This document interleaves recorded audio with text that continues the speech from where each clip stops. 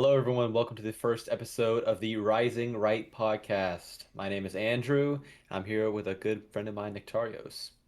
Hi, I'm Nektarios. I'm the founder and leader of the Gulf Crown Front, a political organization out of movement. We're Florida nationalists and secessionists.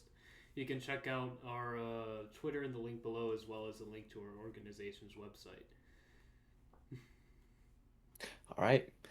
So, our first topic for today is Ian Roberts. Now, if you've been keeping up with anything recently with the deportation process and how the mass deportation has been going in America, you probably heard of this guy. He's out of Des Moines. He was working in a school, and let's just read off some things here. He was a Ghanaian citizen. He's never been a U.S. citizen. Entered the U.S. on a student visa in 1999. 1999. His visa expired in 2004. Denied permanent residence four times. Why was he deported after the first time? Who knows? Not authorized to work when hired by Des Moines Public School in 2023, but he was still working. Again, who's behind it? I don't know. Reportedly lied that he was a citizen on a job application. Who's doing the background checks? They need to be fired too. Issued an order for deportation in 2024. It should have been in 1999. Failed to report for the removal hearing. Found to have multiple illegally obtained firearms after his arrest. Who knows what he'd be planning to do with those?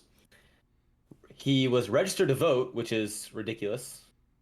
Lied about having a degree from Morgan State University, and reportedly served a restraining order in 2023. So, addressing this just right off the bat, why was this guy in the country for that long? And we can look at the Trump administration and say, well, at least it's getting done now. At least Trump's doing it. But it's also like this guy's been here since 1999, Mm-hmm. and he was denied permanent residence four times. Yep. So why was he not deported anytime between then? And Victorious? also, why is he working around kids? That's my biggest concern. We know the tendencies with all these illegals coming in, not ending not ending up too well around the kids. That's honestly the most concerning thing for me here. And also, it's speaking of just people coming in and screwing kids and committing these crimes. Why are we allowing anyone in from these cultures? Because clearly, like regardless if they come in legally or illegally, this is still going to happen. I think that we need a more comprehensive immigration policy where we really define who can become an American because of people like this. I wouldn't want him in here legally if he's going this far to lie on his resume to obtain illegal firearms and all these sorts of things. You know what I mean?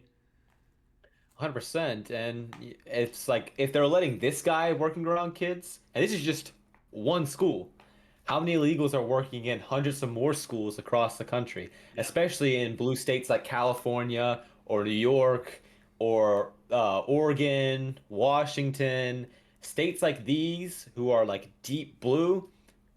Who knows how many of these guys, maybe people even worse, are working in schools around kids. And the fact that parents can vote for a party who will let more people like this in, like open the floodgates to the whole third world, Hmm. shows how much they care about kids and the future of America. Yeah. And one more thing about this is the background check has to be better. If he has like this is just a massive list right here that we're looking at. All of these things, especially like with him lying about a degree from Morgan State, why is it that you can just say, hey, I graduated from Harvard. I'm actually was like the top of my class for math. And it's like, there's no background check on that. It's just like, okay, we'll take your word for it. Now just work around all these kids in this school. Hmm. You know, That's what we're doing. another thing that I find interesting is it says his visa expired in 2004. He was denied permanent residence four times. As soon as that visa expired, they should have gone looking for him to make sure they actually left. Let's see here, 2004. So George Bush would have been president then, Mm. and his view was very soft on immigration. He was very light on his immigration policies with open borders and also legal immigration. He Yeah. was not very strong. So I doubt they're going to be looking for someone like this anyway. They probably don't care. True, And I but mean, George Bush was a globalist war hawk who did not care that's true. anything But about the average this American. this took way too long, and you have to remember this guy was still here even during the first Trump administration. I think that's he took way too long to crack down on this, and now we're facing a really awful problem. Like, sure, the Biden administration in between his two terms really screwed us over, but the fact that there's fellows like this out there that existed beforehand is kind of concerning, and it makes me trust the current administration a little less in terms of delivering on promises. Well, yeah, I mean, we Obama's referred to as like the king of deportations, right? And this guy still didn't get out. So it's these people are hiding in society everywhere. If this guy was able to stay since 2004 and look, all these things happened to him, if he had a restraining order, they had to have known if he was illegal. If you're going to court, you have you have to know if this person's illegal. There's no way the city did not know it. They were just dodging it because they're all corrupt. They're all corrupt and they're all working against the people of Des Moines, clearly. Mm-hmm. And this next clip is from Chicago. There are many violent protests out there in Chicago right now because of ICE and what's going on with Operation Blitz, which I think it was Kristi Noem came out and said that there was like 1,000 arrests during this whole Operation Midway Blitz, which is awesome. Well, But it seems to me that these major cities are just going to get as violent as Portland, especially Chicago. mm-hmm.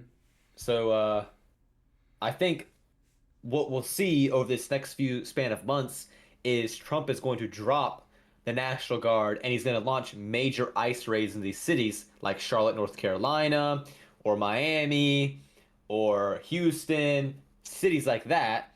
And we're going to see violence like this as we've seen in Portland these past few weeks, which have been insane.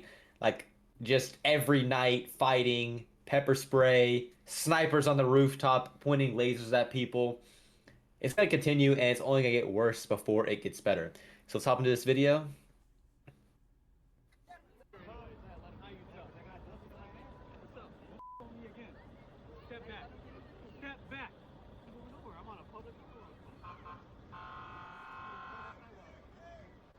He's not doing anything. You're saying that. No! No! He's not doing anything! He's not doing anything! No, he's not. He's not doing anything! No, he's not. I'm gonna stand right here. He's not doing. I'm gonna stand right here. I'm gonna stand right here. I'm gonna stand right here. He's not doing anything.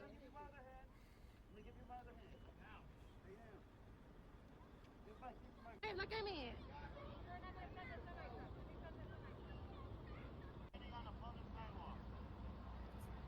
His face is busted open. That's my boyfriend, yes. Okay, you know. Your boyfriend's going back to his home country. Mm-hmm. What the? Oh my. Yeah. It's a little bit over dramatic. So, before we move on into the next little clip of this, I want to say I love how confident these ICE officers and DHS officers are becoming when they're on the ground. I've seen so many clips of them just being confrontational with these people Mm-hmm.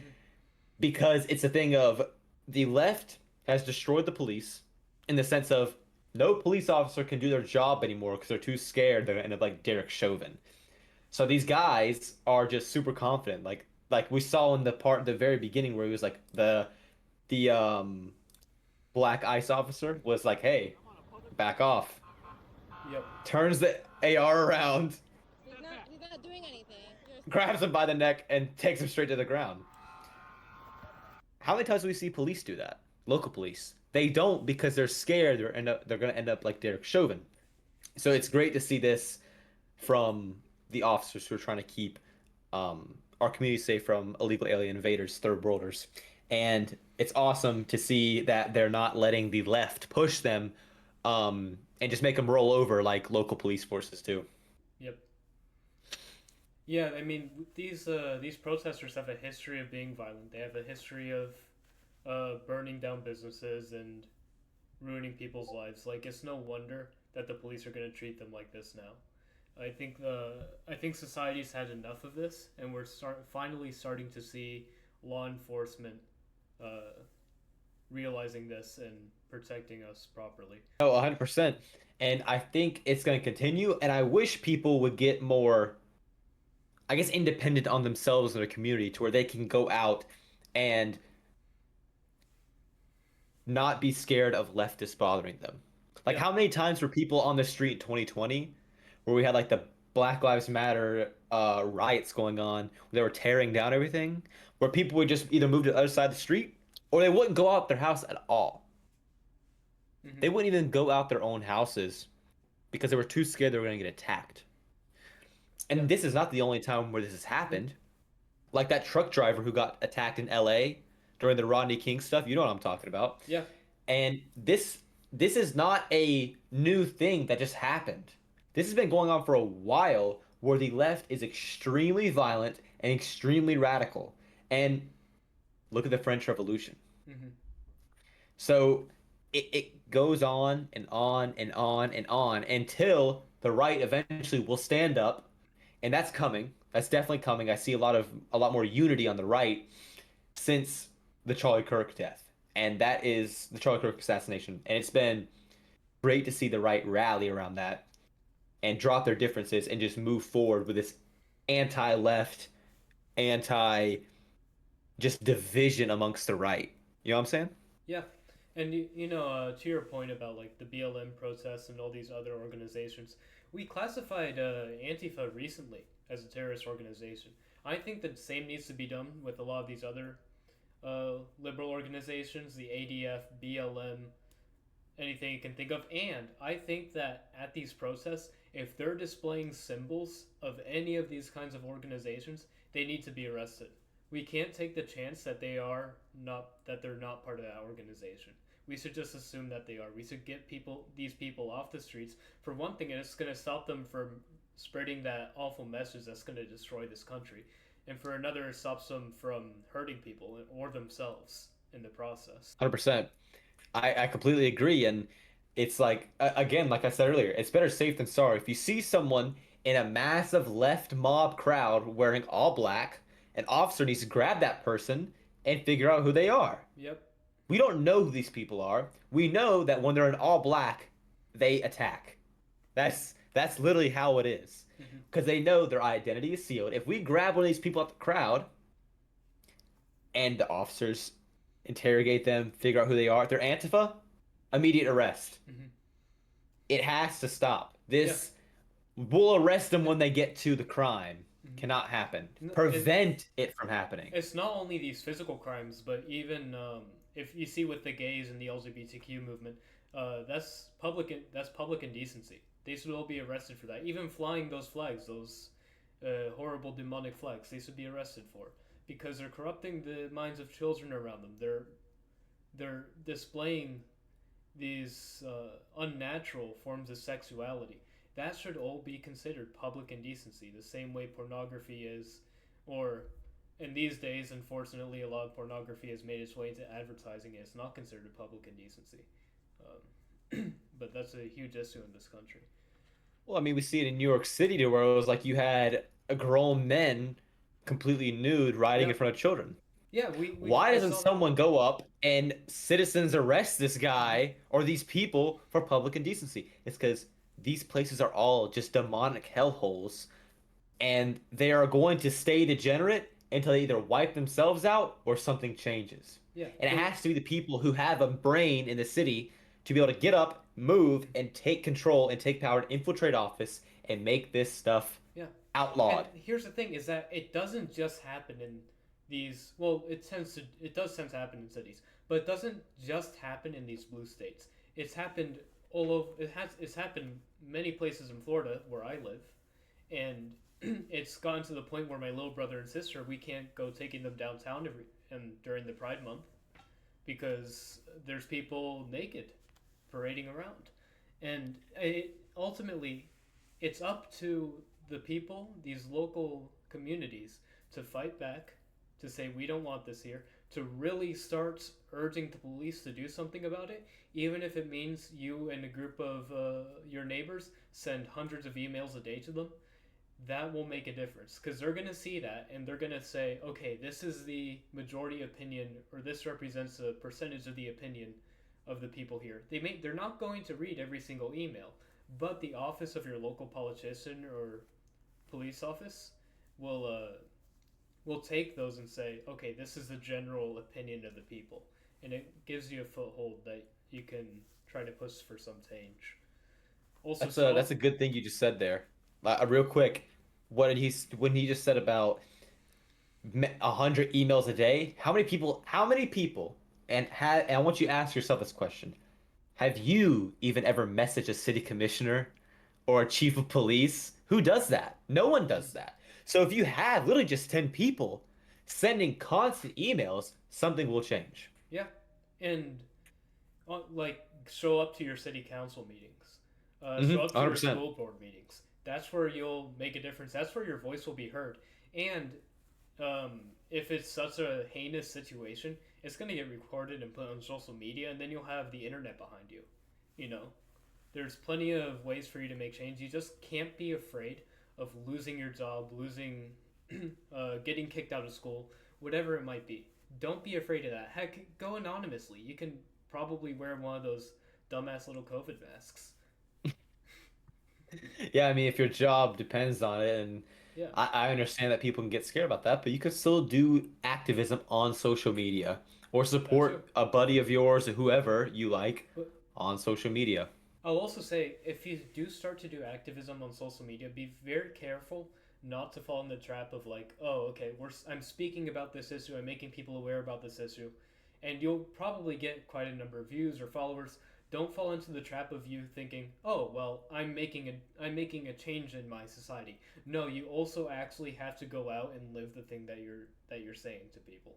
Otherwise, nothing's gonna change. Yeah, I Because mean, let's look what? at the founding fathers, how old they were when they Yeah, started their journey. Wasn't James Madison like 19, or was it James Monroe who's like 19 when he started and he got into the revolution and started helping? There's no age, there is no job, there is no scarcity of anything where you cannot get active and help. exactly. You want to finish this clip? Yeah, let's keep going.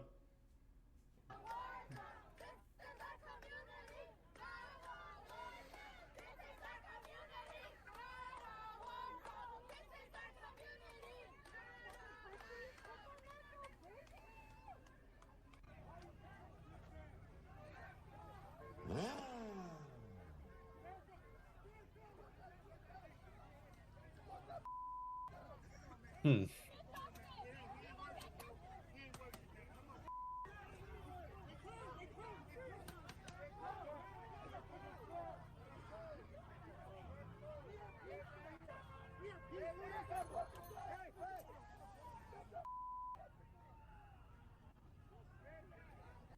So, Mm. clearly we have a mob of people in here. And I couldn't make out everyone, but I counted at least three people in this beginning crowd who were dressed in all black, or you couldn't see like any of them. Mm-hmm. And all these officers, it's not hard to split up these crowds. And we saw that with Portland, to where it's like one guy, all he has to do is just pull out the thing of bear mace, Yeah, and they scatter like roaches. That's when you reach in, you grab the guy who's dressed as an Antifa member, and you pull that guy in and you arrest him. It mm-hmm. cannot be this thing of just, like I said earlier, you cannot wait for them to do the crime. Strike first. That's how it has to be with these cops. Yeah. I And really do enjoy I'll, seeing these I'll also, videos, though. But sorry, I also want to point out, like, part of their chant, I don't know if you heard it, was like, this is our community or whatever. Don't let them say that. This is your community just as much as it is theirs. Don't let their grubby little man baby hands take away your way of life, take away your community. Get out there and take it back. Get out there, make it known that there are more of you than there are of them, and that you're actually gonna do something about this. Otherwise, they're not gonna stop. 100%. And if you do get out there, that means they know that they're not the only people getting active. How many times do you see the right actually get active on issues like this? You don't. We have to make them realize that they are starting to get retaliated. Retaliated against, is that the right word? Yeah, something like that. Something like that. Where there has to be, it can't just be the left is just always hitting us. We gotta meet. We gotta butt heads. It's just gonna have to happen. I'm not meaning violence, but I mean there has to be a thing. They can't just walk the street everywhere they go and tear stuff up. Yeah. Someone needs to get active so they know they cannot get by with that. Mm. Let's move on to the next clip. And this next clip comes from Portland. This was a post on TikTok. I saw this video like 2 days ago, and it was awesome. It was absolutely awesome. So, for some reason, these people are going out to these protests in like weird costumes, and this is going to be the greatest thing you've seen all day. Just take a look.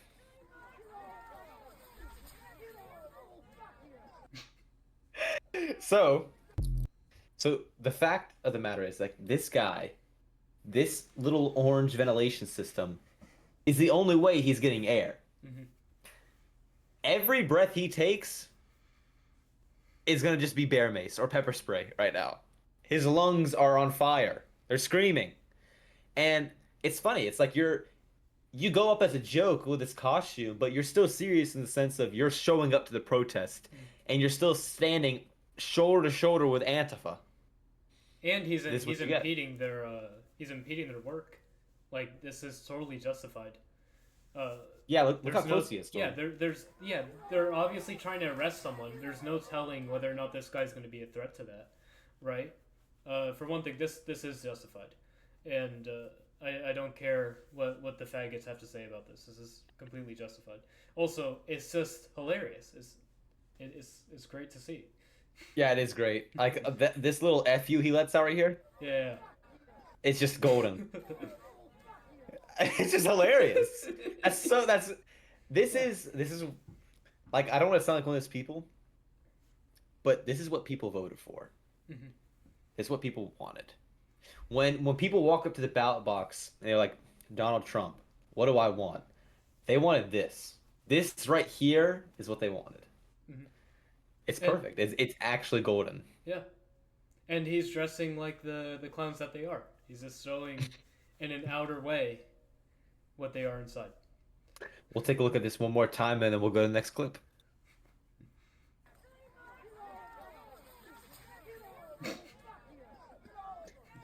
You know that cop he had a laugh about that one. Yeah. So this next clip comes from Portland again, and I'm sorry for the quality. This is the best video I could find on X. But I'm gonna say this before we watch it. This is one of the best and worst videos at the same time. We'll watch it and then we'll speak on it.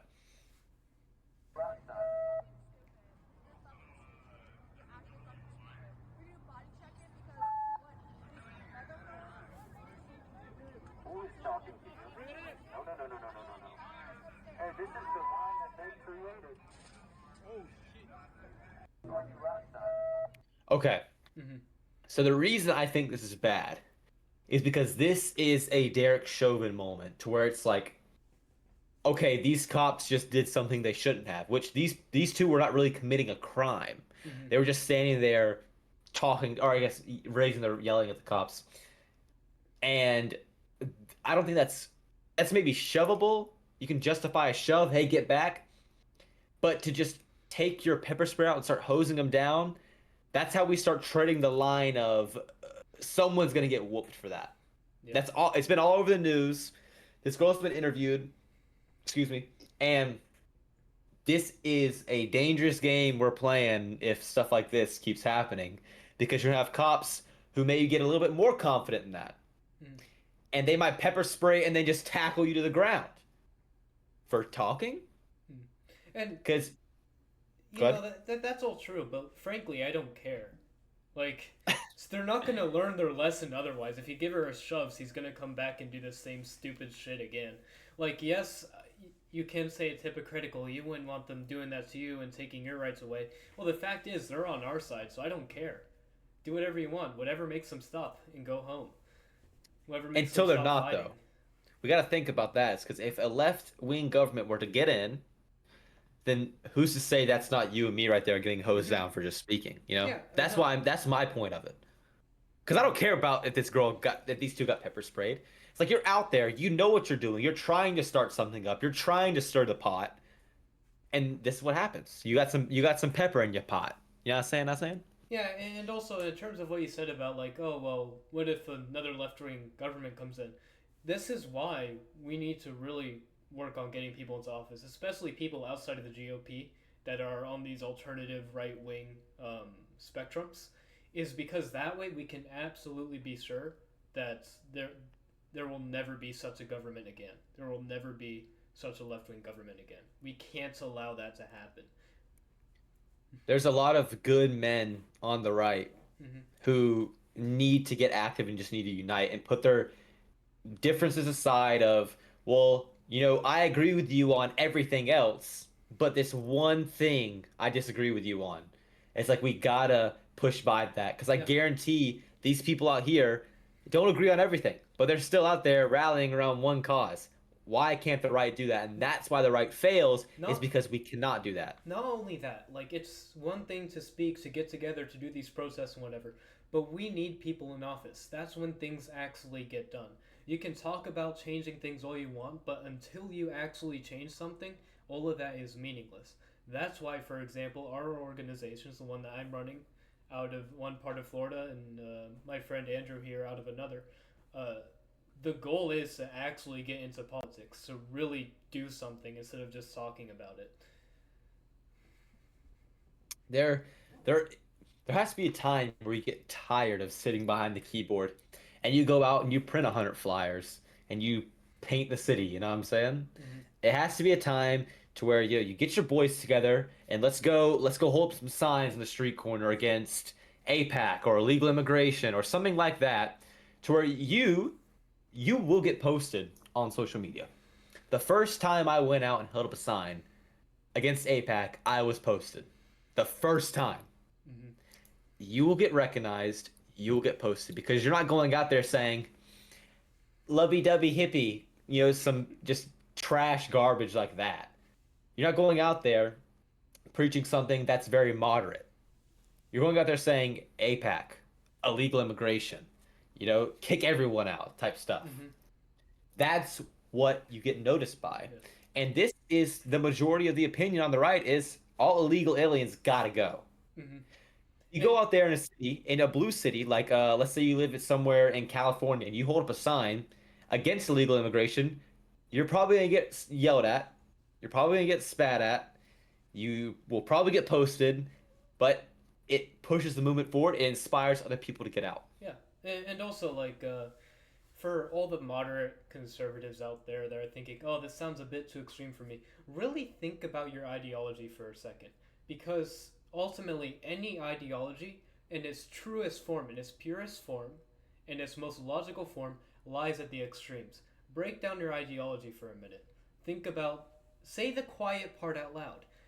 And if you really need to, say it anonymously, but still say it and actually do something about it. Put your money where your mouth is. 100%. I agree, and it's this mindset of, well, someone else will do it. No, No. you do it with your friends or whoever in your area who are like-minded with you. There are so many great organizations out there. Like, just for one case, Patriot Front, great organization who Mm-hmm. is extremely active. If those guys align with your views, get in there. If your friends are all leftist communists for some reason, align with someone like them and get out and get active. This cannot be a thing of, I'm gonna get on X and complain about what the world's doing right now and hope something changes. Mm-hmm. That's not how that works. I mean, like, how did Christ do it? He just sent everyone out at once, and they all got killed for it. Mm-hmm. How good is the cause you are fighting for? That's what you ask And yourself. also, think about it this way, right? The left has pushed the right out of the streets, out of the markets, out of their homes, and onto these social media spaces where we're just complaining. We need to get them into that spot. We need to push them out of society, in the real world at least, and then back into those corners of Reddit where they just cry to themselves. That's, R/atheism. yeah, exactly. When they're little fedoras and. But yeah, no, we need to Actually, take back Star society. evolution. Yeah. Yeah, it's and I do see the right uniting more and more, like I said earlier. I see people getting more confident. And as much as I disagree with Trump on some things and agree with him on a lot, it's because of him. People do feel more confident because of Trump, the current administration, on the right to feel more empowered to get out. But And also means these people who are anarchists, communists, who hate Christ and they hate the world and they want everything to burn, mhm, they get inspired to get up, rise up, and trash cities. yeah. That's what we're seeing with Portland. And don't be afraid, right? Because their cause is literally evil. The if with Christ on your It's side, satanic. yeah, the Satanists. You know the meaning of the word occult. It means in secret, in hiding. That's the very reason why when you bring Christ to these people, when you bring the glory of God to these people, they scatter because they do not like being watched. They do not like knowing that God sees them in their sin. Don't allow them to remain in hiding. Bring Christ to your community. Go out and glorify God. I mean, yeah, I think we're seeing that all across America right now with Orthodoxy and Catholicism skyrocketing. Mm-hmm. And it's this turn to a lot of this younger generation look back on what their ancestors had. They say, that looks a lot better than what I have now. And a big part of it is your ancestors were in church. Your ancestors cared about Christ. Your ancestors cared about their souls and salvation. It has to push to a moment where it's like, if I want something better, I have to get into my church. I have to thank God for everything I have right now, even if it's a bad situation. God's giving you an opportunity to change that around to a good situation, and you have all these people in the churches who will help you pick up that cross of this burden that we have in America right now, to where like these Satanist communists have their knees on our necks and they're just crushing us to the ground, where that foot will be lifted up and just we just move forward and conquer through the cross. It's like as Christ tells us in the Beatitudes, blessed are those that suffer for Mm-hmm. righteousness' sake. That's very well said, perfectly said. But we'll move on to the next clip and then we'll wrap it up. Two. And our last clip before we wrap up here is from downtown Orlando. And it just proves another point that Florida cops do not play around. They'll put 68 bullets in you and then try and reload and shoot at you again. Mm-hmm. And this is downtown Orlando. Just a hellhole on the weekends, man. Like, I would actually rather just live in the middle of the desert than downtown Orlando on a Saturday night. Let's just watch the clip and then we'll talk about it after.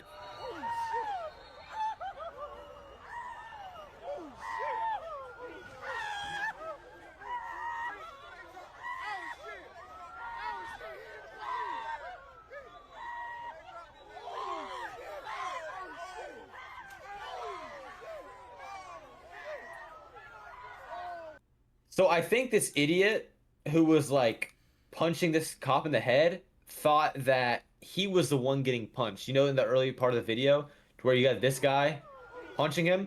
Mm-hmm. I think Okay, yeah. he genuinely thought one of the cops was punching him, and that's why he turned around and started hitting him. Yeah, it But makes sense. what just the audio in this is just so abysmal. Hearing this like this goofy scream. Like it sounds like you ever heard like the sound effect where Goofy's falling like straight down to, like Yeah, a yeah, ravine or yeah. something? That's what it sounds like. Listen.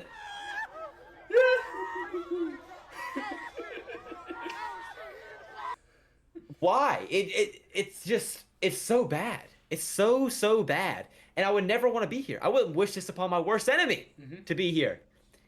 And these poor cops, they're here on a Saturday night instead of sitting at home with their family in their living room, talking, watching TV, having a nice meal. They have to deal with this. This just garbage. Like what am I watching? Why are we fighting in the first place? Mm.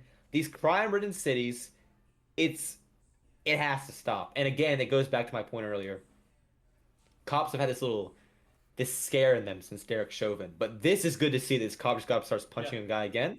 That's good to see. We need more of that. And back to like what we were saying a little earlier about these kinds of changes have to start in your own communities. If you're one of the people that lives in these cities that turn into hellholes, I understand if you have a family or whatever your needs are that you have the conviction to move away. But if you can, please do stay.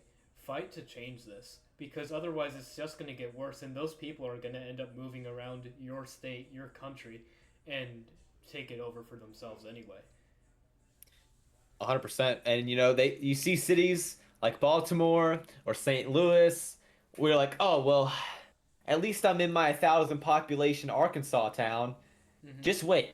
All it takes is one real estate company Yeah. to find a local plot of land, 150 acres, buy it up, put houses on it, and these people are moving directly to your neighborhood.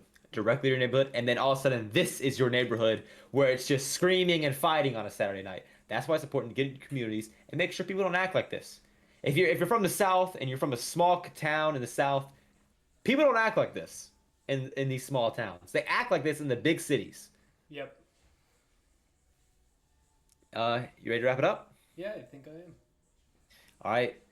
I want to thank everyone for watching the first episode of the Rising Right podcast. Please follow our X accounts that will be linked in the description below. And please join the Crown Front for Nectarios' group. That'll be much appreciated. And we will try to make a podcast every week and keep you guys updated with everything going on the right, nationwide, and with geopolitics as a whole. I'm Andrew, and I'll leave it to Nectarios. Yeah, thank you all for watching. If you've made it this far, really thank you for watching all the way through. Hopefully, we'll have some interesting guests coming on later on. And that's all I have. So I'll see you all next time. Be blessed.